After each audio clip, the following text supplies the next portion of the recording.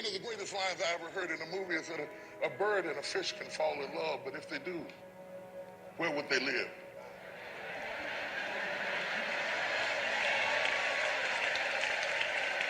One day, a God and a man fell in love. But where would they live? Because the man could not come up to where the God was, for he had fallen too deep in the sin.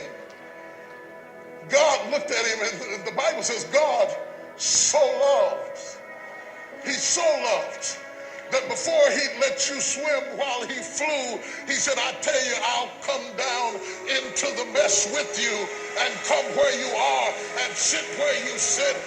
He came down.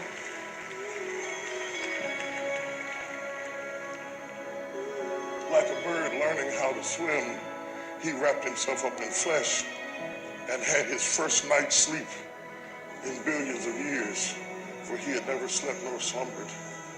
And what is this thing you call hunger? And so he hungered for the milk he created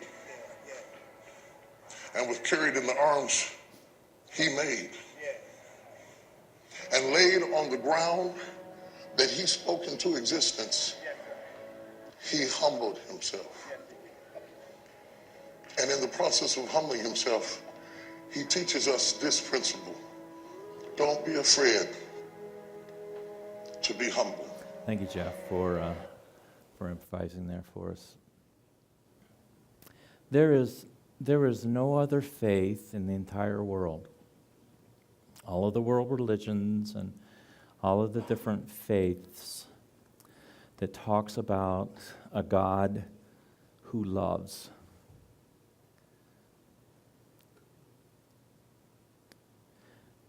Especially to the extent that this God actually is so in love with us that he would reach out to us.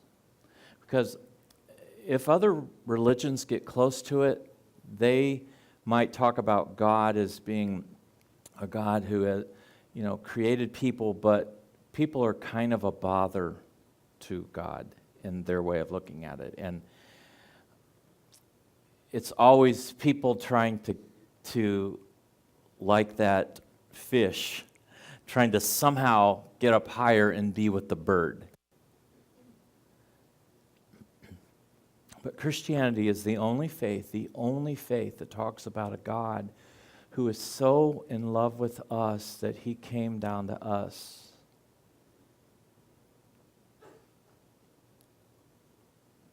So that was kind of a cool concept. I mean, if a bird and a fish fell in love, where would they live?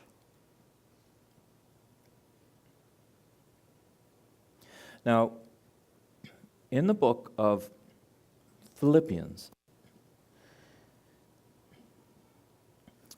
it talks a little bit about this mystery, this wonder of a God who is kind of like the bird in that analogy of a God who would care so much, like he would become a fish. You with me? He would become a fish, which would be I'm assuming for the bird, that's a major downgrade, because you can fly if you're a bird. And fish, if I could remind you of the comedian last night, fish smell fishy. So birds, I don't think, smell birdy, and so it's probably a downgrade to become a fish. So Philippians chapter 2 talks about this amazing thought that God is so madly in love with us that he comes down to us. And it goes like this. Now this passage is speaking of Jesus, and it says, Jesus, and you can clearly see this if you read ahead of what I didn't include here, but Jesus being in very nature God. Now that line says Jesus was God. 100% fully inside and out nature God. He did not consider equality with God something to be used to his own advantage. it would be like a bird who was so crazy in love with the fish that he didn't care if he couldn't fly anymore, and somehow became a fish just to be with the fish and in the fish's environment, and gave up flying if that's what it took. So this verse is saying Jesus is God and was willing to come to earth and give up all of the advantages that he has of being God.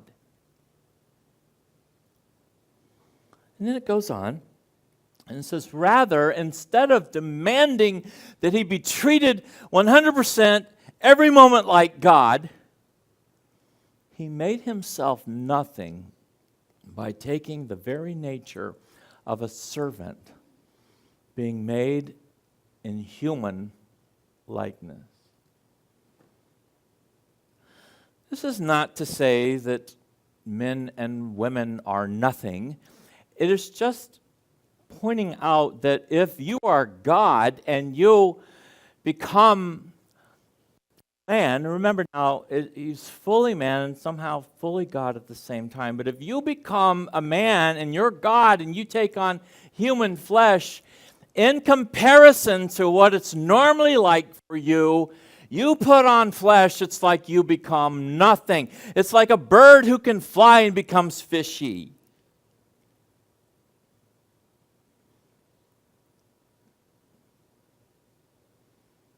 Like if you and I became an ant.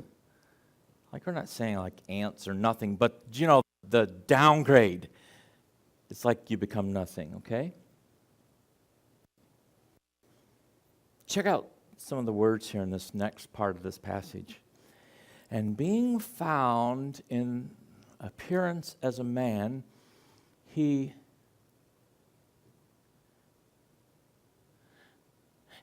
can you really stop and think about God and humility going together? Like God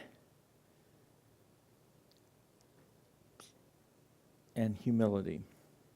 We look at a rich person on earth. We look at a famous person on earth. We look at, for instance, athletes. I'm a big sports nut, so I watch lots of sports. And we are so awed. It's so amazing when an athlete who is rich and famous takes 3 minutes out of his or her day and spends time signing an autograph and talking to a fan. We just think, oh, that's so amazing. They're such a humble, down-to-earth person. And why do we do that? Because somehow rich and famous or great and big also says to human beings, like, I'm too important to mess with those people. I'm like humility and rich and big and famous. So here's a really amazing thought that God, the God of the universe, actually is humble. Wow.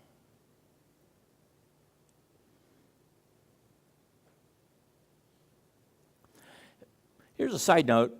If you want to have a good relationship, there has to be humility. You want to have a good relationship with a friend, spouse, there has to be humility with both people. There just has to be.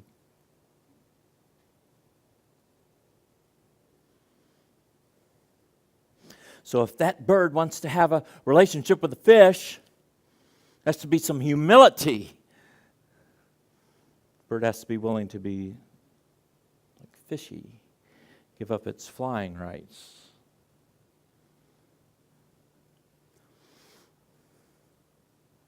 So John 3:16, God so loved the world that Jesus came and humbled himself on a cross.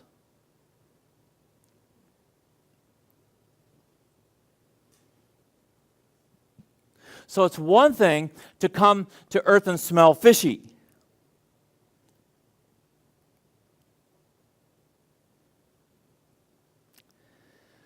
But now we go to a whole other level.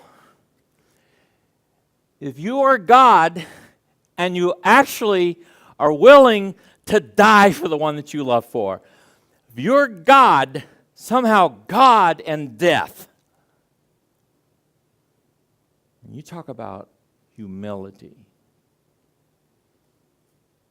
That you have to die. The everlasting, omniscient one, all-powerful one, subjects himself to something that all the other fish do, and they die. And then it says,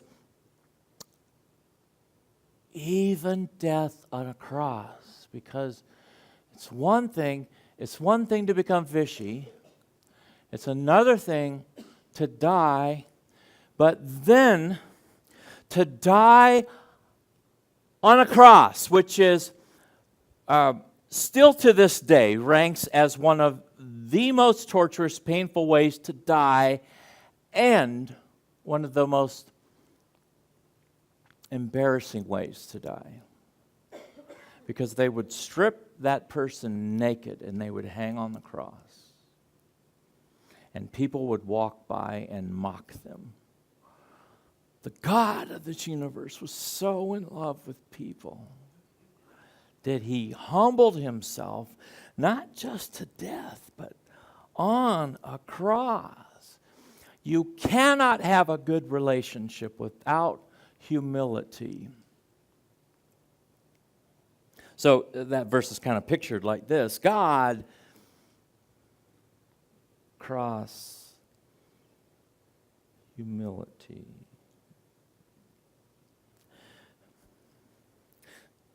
There's something about humility and a relationship when it comes to God, to every other relationship, but when it comes to God. If that bird loves the fish, the bird has to be humble enough to give up its flying ability. And that fish, of course, needs to be humble enough, in that relationship and go along with the bird. Here's where I'm going with this in relation to now the 30-day topic. Humility is an unavoidable reality with 30 days to live. The concept that we've been exploring here is this: if you were told that you had 30 days to live on this earth, you just have 30 more days, how would that change your life? So we've talked about different ideas, like we've talked about all the stuff that we have. Would that stuff mean as much to us as it does now, and shouldn't we reevaluate our stuff? We've talked about forgiveness. Is it worth?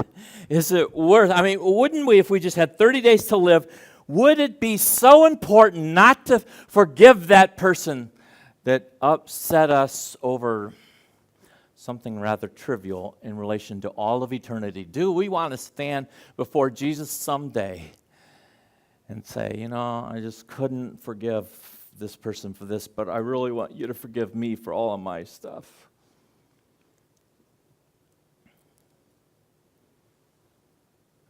But somehow, humility is a part of dying.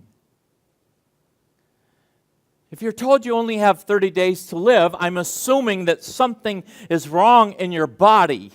Something has slowed down. Something is not working right. Something has caught up with you that you've put off for a long time, and it just is overtaking you. Something is falling apart. Life isn't working well anymore. They say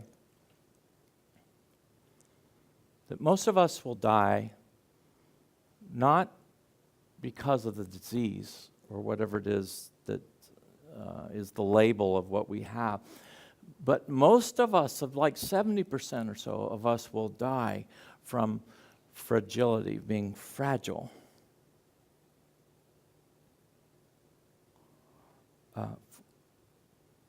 being fragile is not an age, but it's something that happens to us as we grow older. And if we are sick, somehow, again, we don't have the same amount of power that we used to have, so to speak. We don't have the same amount of control that we used to have. We can't make the same decisions. We make decisions, but we can't necessarily do them because we don't have the strength. Somehow, little by little, our options are being taken away from us, and it causes humility.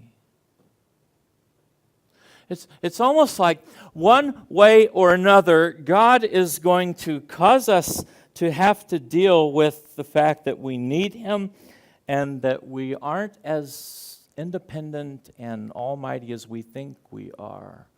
Somehow, even toward the end of life, it's like another chance to be humble before God and say, I need a Savior. Now, I used to know humility primarily in theory. I mean, a lot of life, when you're younger, you know how things work in theory, but you don't really know until you go through it. I really didn't know until I went through it what humility was really, what it really felt like.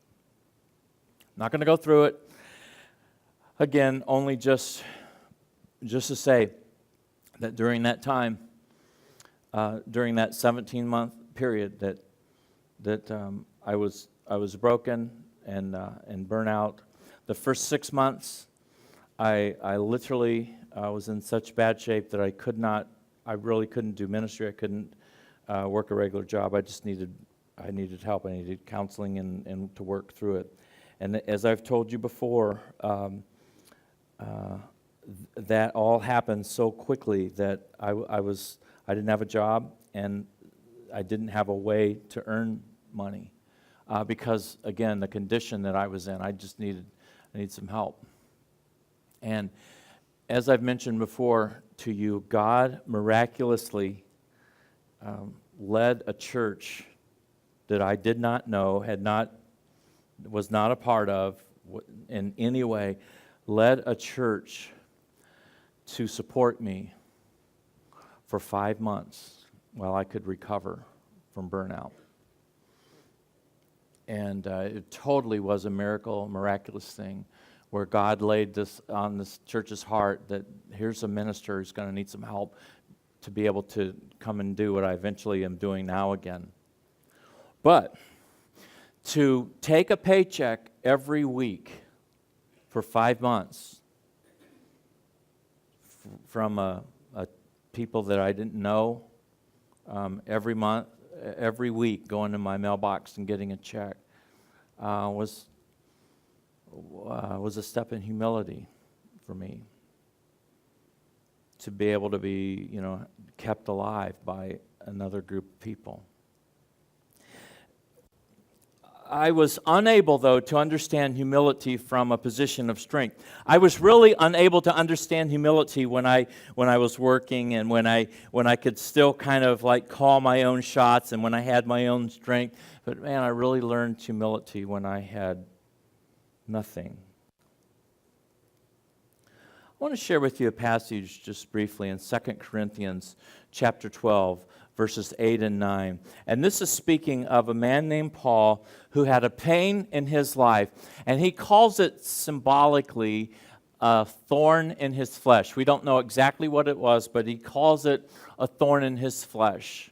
Now, when we have something in our body that's not working right, we always do what this man did, and he prayed. So he says 3 times, I pleaded with the Lord to take it away from me. He's got this pain. He's a man of God. He's truly if anyone's ever been a true believer, it was Paul. So 3 separate times, he didn't just kind of normally just throw up a prayer. He pleaded for God to take this pain away from him.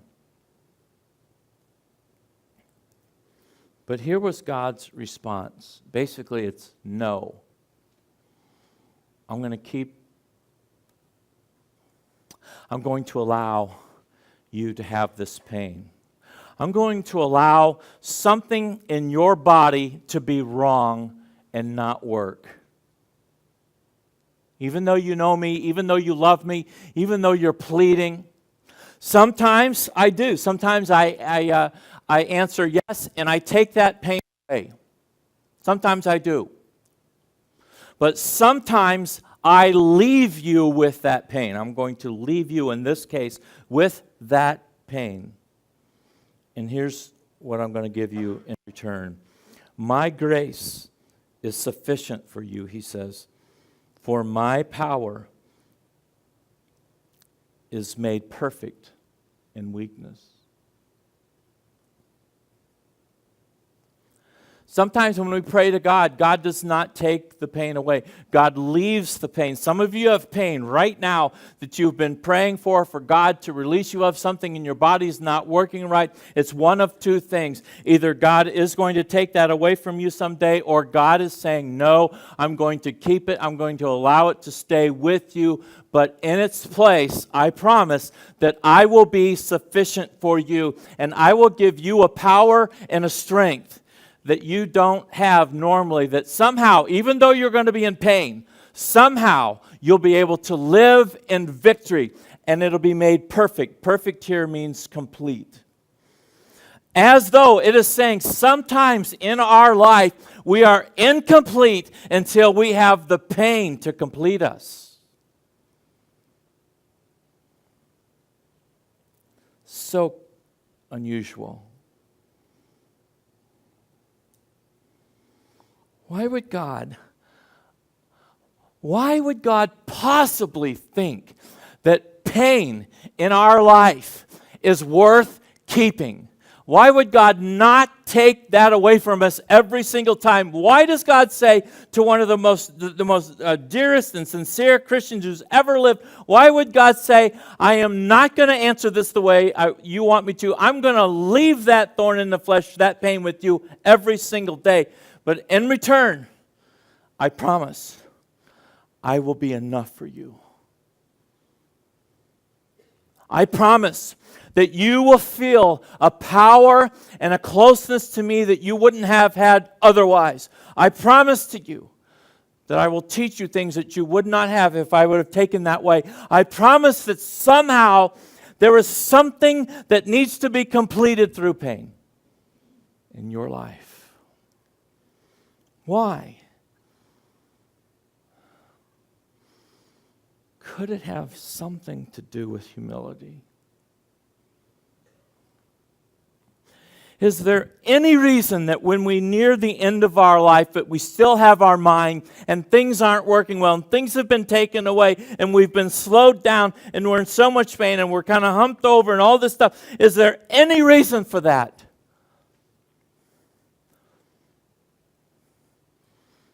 Could it possibly be that God is leading us into a constant experience of humility? We're not as strong as we used to be. We're not as powerful. We're not as independent as we used to be. Things have been taken away. Our eyesight has been not as good anymore. We have pains where we didn't used to have them. We can't walk as well. Is there any reason for that? Could it be that God is allowing us to be weak so that we could be strong in different ways through Him? Humility is essential for every relationship. Wouldn't it be crazy if that bird decided to be humble and that bird decided to be fishy and that bird gives up his rights to fly, and yet somehow the fish still wanted to be independent and say, like, I don't need you, I don't care.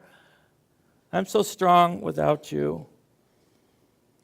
I think that Paul, who we're just talking about, was unable to understand humility from a position of strength. And so God said, I'm going to keep you with an opportunity to be humble. God does take our pain away sometimes. God does. Keep on praying for that. That's fine. God does take our pain away, but understand, you are no different than Paul. You are no different than Jesus. You will have pains in your body that will not go away.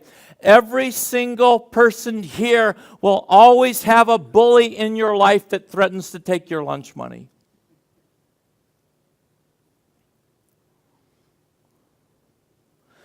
God does not take away all the bullies. He will leave you with bullies, because when you are bullyless, you start depending so much on your all-powerful self. This is our problem. This is our struggle. We just have this internally where we just think we're kind of like God. We think that we can rule our life. We can do our own thing. We don't need God. So somehow God, out of love, allows things to not be perfect in our life so that we're incomplete, so that we need to look to Him. Because I tell you, from my own vantage point, I would not look to God as often as I do if I did not have the pain that I feel in my neck.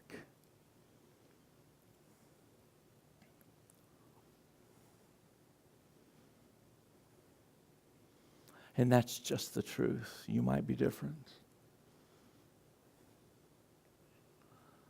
I don't necessarily want to talk to you about my pain. I don't want to talk to you about my chronic pain, why I wear a TENS unit. That's what this cord is. Just messed up my microphone. Why I have these leads on my neck. I don't really want to talk to you about my chronic pain. What I want to talk to you about is that God has left it there for a reason, and in God's great mind, somehow there is something that would be incomplete in me if He healed it. I know that's deep and I can't figure it all out, but I do know that it causes me to run to God. It causes me to be humble. I don't want to talk about my pain. I'd rather talk to you about how God gives me strength and power with my pain. And that there's purpose in it. I don't know the purpose. I just know God has said no. And so I am not going to, whine and complain. I'm not going to be upset. I'm just going to say, God, you say no. It's for a reason. And somehow in your great wisdom, somehow my pain can complete me. This is why Paul makes this crazy statement. And it really is crazy sounding. He says, therefore, I will boast all the more gladly about my weaknesses. Therefore, I will boast all the more gladly about my chronic pain, because I know that Christ's power rests in me in a way that it wouldn't without my pain.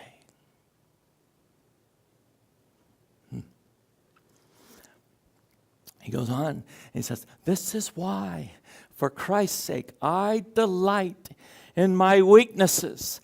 I even have the perspective that when people insult me, people are rude to me, somehow I kind of back away from that. I get a perspective and I say, this is for my good. Not from them. They didn't mean it good, but somehow God is going to use it to complete something that is insufficient in me. And my hardships and my persecutions and my difficulties, and here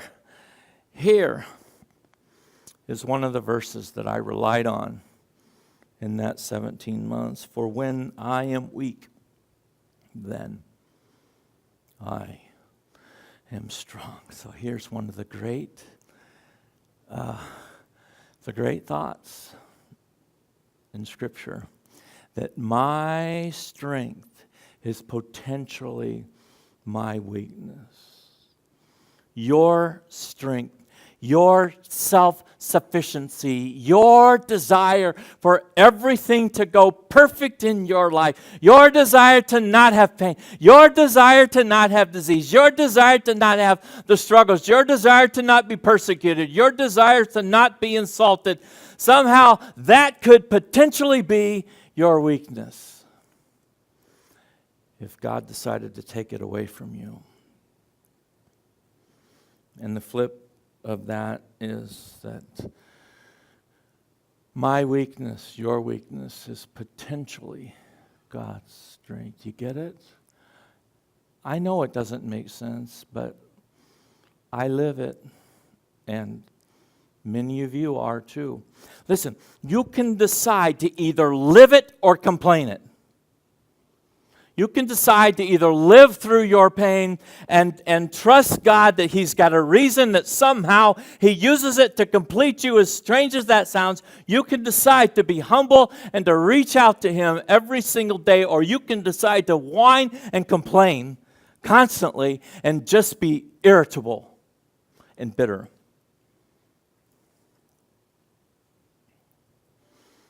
But here's what I've learned. My weakness teaches me humility.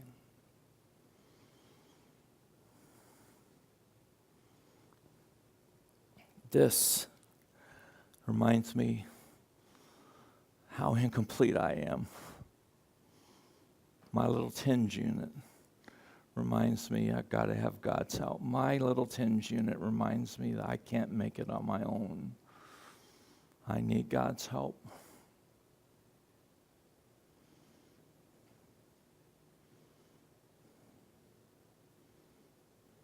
Not such a big shot after all. Not so strong after all, am I?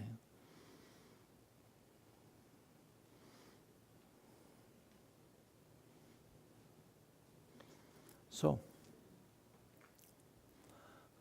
a bird and a fish may indeed fall in love, but where shall they live? So the bird decides to become humble. Amazing humility that God became a human being and went all the way to the cross and was subject to that terrible, embarrassing death that was all about a God who is humble. Because it takes humility in a relationship. But wouldn't it be crazy for that fish then to say, I'll keep my fishiness.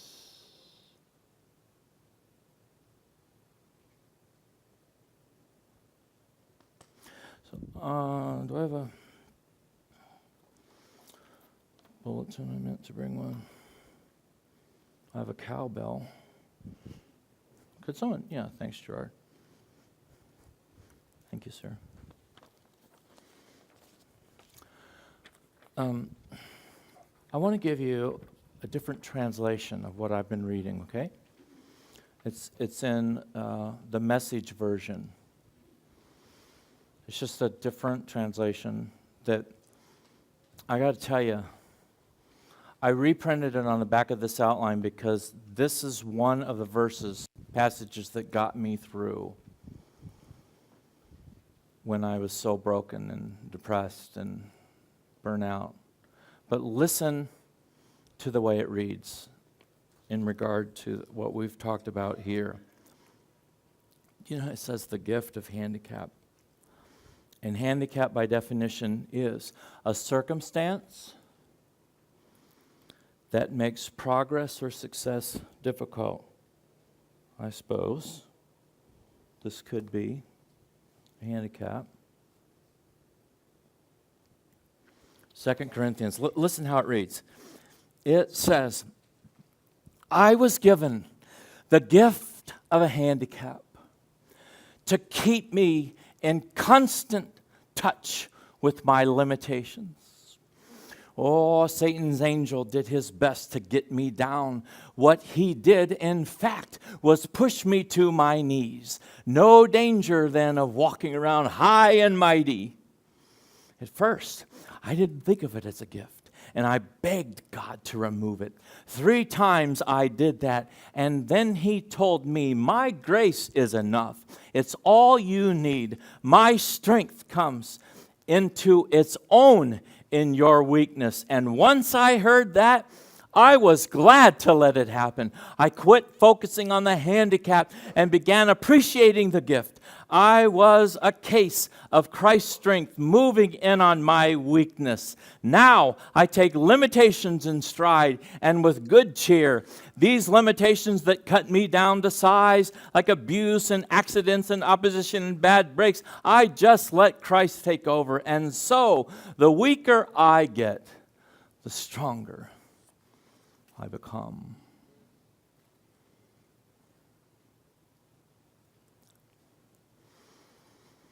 If you had 30 days to live, certainly you would be faced with humility. Certainly you would.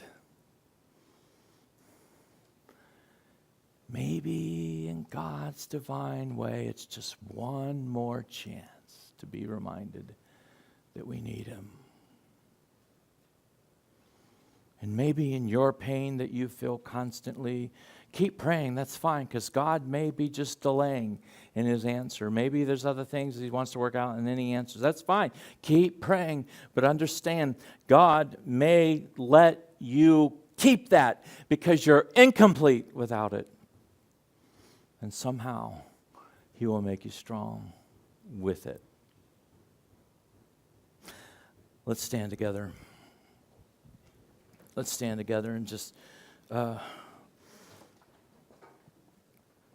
as Betty Ann plays, just be reminded of this song, Lord, take the first place.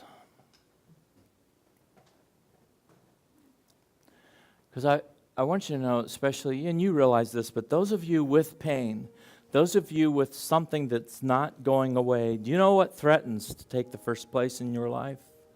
It's that pain. I understand that. So let this be just a reminder to say,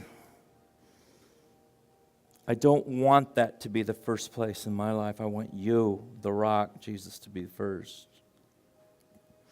And remind yourself anew or afresh that in the weakness that you feel of all the persecution, and the weakness that you feel of all the hardship, and the weakness that you feel of all the unkindness that people have towards you, and the weakness that you feel with all the load that's on your back, and the weakness that you feel in not having all the answers that you need, understand that God lets you have it to complete you,